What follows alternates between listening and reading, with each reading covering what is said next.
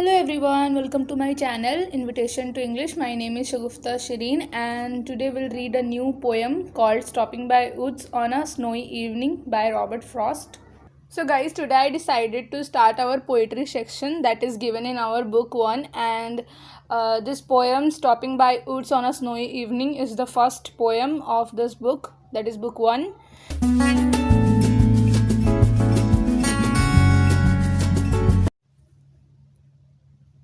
Stopping by Woods on a Snowy Evening, Robert Frost. Introducing the author. Robert Lee Frost, 1874 to 1963, is one of the most popular and critically acclaimed American poets. He is highly regarded for his realistic depiction of rural life and his command of American colloquial speech. His poetry reveals a keen interest in the varying beauties of nature and the apparently small but deeply meaningful joys and sorrows of ordinary men and women. So guys, हमारे poet Robert Frost का जन्म हुआ था 1874 में and उनकी death हुई थी 1963 में, और वो अमेरिका के मोस्ट पॉपुलर पोइट्स में से एक थे. उनके लिखने का स्टाइल बहुत ही ईजिली अंडरस्टैंडेबल था और इस बात के लिए वो बहुत ही जाने जाते थे, और उनके मोस्ट ऑफ द पोएम्स सारे नेचर बेस्ड होते थे और उनके पोएम्स मोस्टली नॉर्मल लोगों के नॉर्मल लाइफ से बहुत ही ज़्यादा रिलेटेबल होते थे. Whose woods these are? I think I know. ये किसके woods है? शायद मुझे पता है. His house is in the village though. उसका घर यहाँ से थोड़े दूर वाले गांव में है. फिर भी he will not see me stopping here. फिर भी वो मुझे यहाँ रुकते हुए नहीं देख पाएगा. To watch his woods fill up with snow. कि मैं खड़े होकर उसके woods को देख रहा हूँ. सो गाइज़, यहाँ पे जो स्पीकर है, एक्चुअली यहाँ पे स्पीकर बोल रहा है, पोएट नहीं बोल रहे हैं, क्योंकि पोएट जो है उन्होंने ये पोएम को लिखा है और ये उनका इमेजिनेशन है. वो अपने इमेजिनेशन को इस स्पीकर के थ्रू और अपने पोएम के थ्रू हमें पहुँचाना चाहते हैं. So first of all, woods क्या होता है? वुड्स जंगल की तरह होता है. वुड्स यानी यहाँ पे लकड़ी नहीं, वुड्स यानी एक जंगल की तरह एरिया होता है. जैसे जंगल होता है दूर दूर तक फैला हुआ, लेकिन वुड्स एक छोटे से एरिया में हुआ होता है. उसमें बहुत सारे पेड़ होते हैं, लेकिन जंगल के मुकाबले बहुत ही कम पेड़ होते हैं. जंगल बहुत डेंस होता है, बहुत घना होता है, और वुड्स में बहुत कम पेड़ होते हैं, लेकिन वो थोड़ा बहुत जंगल की तरह ही लगता है. सो यहाँ फर्स्ट स्टैंजा में स्पीकर क्या कहना चाह रहा है? स्पीकर कहना चाह रहा है कि जब वो ट्रैवल कर रहा था तो उसे पास में ही वुड्स दिखा. तो वुड्स बहुत ही खूबसूरत था और वो वुड्स के सामने आके खड़ा हो गया और वो सोच रहा है कि मैं यहाँ पे खड़ा हूँ और मुझे पता है कि ये वुड्स किसका है, और जिसका भी ये वुड्स है वो पास वाले जंगल के कुछ ही दूरी में एक गांव है, वो वहाँ पर रहता है, और वो मुझे यहाँ पे खड़े होकर उसके वुड्स को देखते हुए नहीं देख पाएगा. वो नहीं जान पाएगा कि मैं खड़े होकर उसके वुड्स को देख रहा हूँ.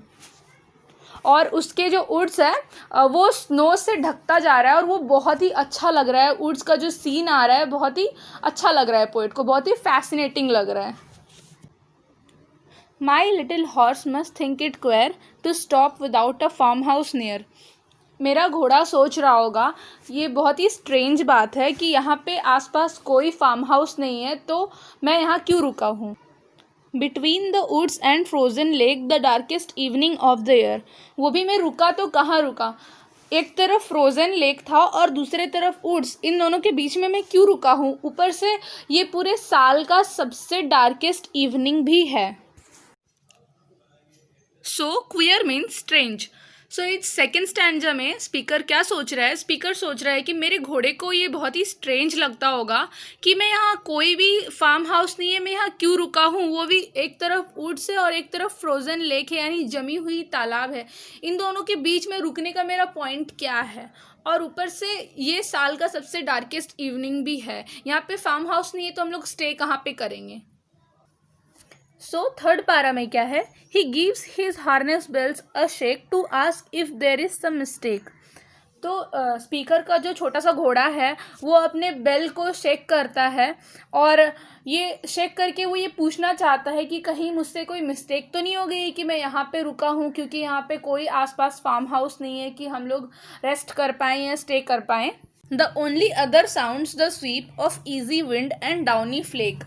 सो यहाँ पे क्या हो रहा है कि बहुत शांति है उस जगह में, और सिर्फ आवाज़ें आ रही है, तो धीमी धीमी चलती हुई हवाओं की, और जो बर्फ़ है स्मूथ, छोटे छोटे सॉफ्ट बर्फ़ गिर रहे हैं उनकी आवाज़ें आ रही है। उसके अलावा और कोई भी आवाज़ नहीं। वो एरिया बहुत ही काम और क्वाइट है। सो हार्नेस बेल यानी जो हॉर्स होते हैं उनके गले पे एक स्ट्रैप लगाया जाता है, उसमें एक बेल अटैच किया जाता है, सो दैट कि जब हॉर्स मूव करे तो वो बेल भी शेक करे और टिंकलिंग साउंड निकाले। और यहाँ पे स्वीप वर्ड यूज़ हुआ है। यहाँ पे स्वीप यानी पोछा लगाना नहीं, स्वीप यानी उस फीलिंग में ले सकते हैं जैसे कि सॉफ्ट विंड ब्लो करना, धीमी हवाएं चलना, उसे कहते हैं यहाँ पे स्वीप। और इजी विंड यानी धीमी हवाएं, और डाउनी फ्लेक्स यानी गिरते हुए सॉफ्ट बर्फ। सो थर्ड स्टैंजा में स्पीकर कहना चाह रहा है कि उसका जो छोटा सा हॉर्स है वो अपने बेल को शेक करता है और ये कंफर्म करने की कोशिश करता है कि कहीं मैं यहाँ बाय मिस्टेक तो नहीं रुक गया हूँ। और वो जगह इतना ही काम था कि वहाँ पे सिर्फ स्नो गिरने की और हवाएं चलने की आवाज़ आ रही थी, उसके अलावा कोई भी आवाज़ नहीं थी। So fourth stanza, the woods are lovely dark and deep but I have promises to keep. यहाँ पे दिया गया है जो वुड्स है बहुत ही लवली है, डार्क एंड डीप है, but I have promises to keep, but मेरे कुछ ऐसे प्रोमिसेस है जो मुझे पूरे करने हैं। And miles to go before I sleep, and miles to go before I sleep. So ये जो स्टैंजा है बहुत ही डीप मीनिंग के साथ इसे लिखा गया है। Woods are lovely dark and deep, यहाँ पे वुड्स को 3 वर्ड से डिस्क्राइब किया गया है, that is lovely, dark and deep. So ये लवली वर्ड सिर्फ स्पीकर के लिए लिखा गया है। It was only the speaker who was attracted and fascinated by the woods. But यहाँ पे deep और dark भी है, और ये word horse और woods के मालिक के लिए लिखा गया है।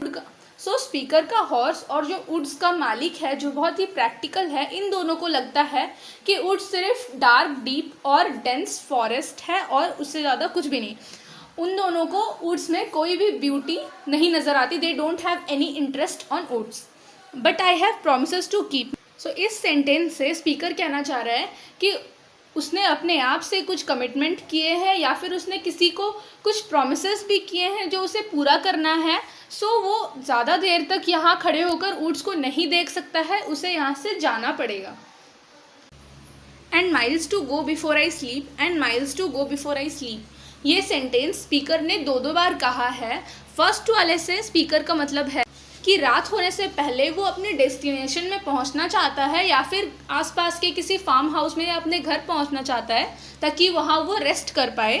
एंड सेकेंड वाले and miles to go before I sleep से स्पीकर ये समझाना चाहता है कि उसके डेथ से पहले उसे बहुत से काम करने हैं, ऐसी बहुत सी चीज़ें हैं जो उसे अपने लाइफ में करनी है, वो पूरा करना है। सो वो अपने लाइफ का बहुत सारा टाइम किसी एक पॉइंट पे स्पेंड नहीं कर सकता, उसे हमेशा आगे बढ़ते रहना होगा। So here comes the end of this poem and directly we will go to the glossary part. Let's see. So first word is woods, an area of trees smaller than a forest, as I have already explained you. Little, humble, ordinary. So जो poem में छोटा सा घोड़ा हम बोल रहे हैं वो लिटिल यानी बहुत छोटा घोड़ा नहीं है। ऑब्वियसली उस पर आई थिंक ये जो स्पीकर है बैठ कर जाता होगा कहीं पे। सो यहाँ पे लिटिल हॉर्स यानी हम्बल और ऑर्डिनरी हॉर्स। क्वेयर यानी स्ट्रेंज यानी अजीब। Harness bells, small bells attached to a strap band around the neck of horse which tinkles as the horse move, मैंने आपको समझा दिया है पहले। Flake piece of snow which are soft, light and white as feathers, and easy wind and downy flake, easily flowing wind and downy means falling snow. Mile, a distance of 1.6 kilometers. Miles implies a long distance, यहाँ पे 1.6 kilometre जैसा कुछ नहीं है, लेकिन यहाँ पे वो लोग इम्प्लाइज कर रहे हैं कि स्पीकर को बहुत दूरी तय करनी है। And the last one is lovely dark and deep, only the poet is fascinated by the woods, the owner who is practical and the horse which is subhuman are not. So मैंने पहले ही आपको बोला है कि यहाँ पे lovely dark और डीप वर्ड 3 चीज़ से डिस्क्राइब किया गया है वुड्स को, लेकिन यहाँ पे लवली सिर्फ और सिर्फ स्पीकर के लिए, क्योंकि स्पीकर ही है जो वुड्स से अट्रैक्ट और फैसिनेटेड लगा था उसे वुड्स, लेकिन जो वुड्स का मालिक है और जो हॉर्स है उन दोनों को वुड्स में कोई इंटरेस्ट नहीं है. They only feel that the woods are dense, deep and forest like thing, and that is it and nothing else. So here the glossary ends. So first question of the poem is, how is woods different from forest? Woods refers to a small area of land covered with trees. It is also smaller in size and less denser than the forest. Where does the rider stop? The rider stops between the frozen lake on one side and the woods on the other side. Why does he stop? The rider finds the woods very fascinating and hence he stops there in order to enjoy the sight for some time. So the fourth question, he will not see me stopping here. What does this expression means? He will not see me stopping here. This expression means that the owner of the woods will not be able to know that the speaker had stopped near his woods, as he stays in a village far from the woods. Question number 5. Why does the horse give his harness bells a shake? The horse gives his harness bells a shake to confirm if the rider had stopped there by mistake, because there was no farmhouse near the woods, so he was unable to find any point, any reason to stop there. Question number 7. Why does the poet use the expression dark, deep, darkest? The poet uses the expression dark, deep and darkest in order to describe the beauty of the woods in the winter evening.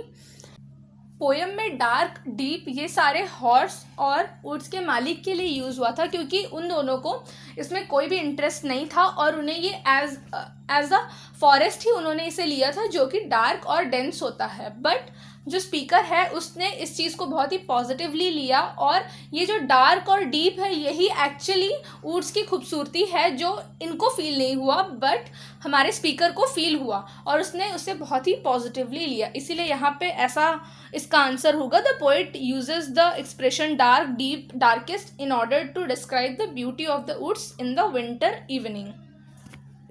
Question number 8.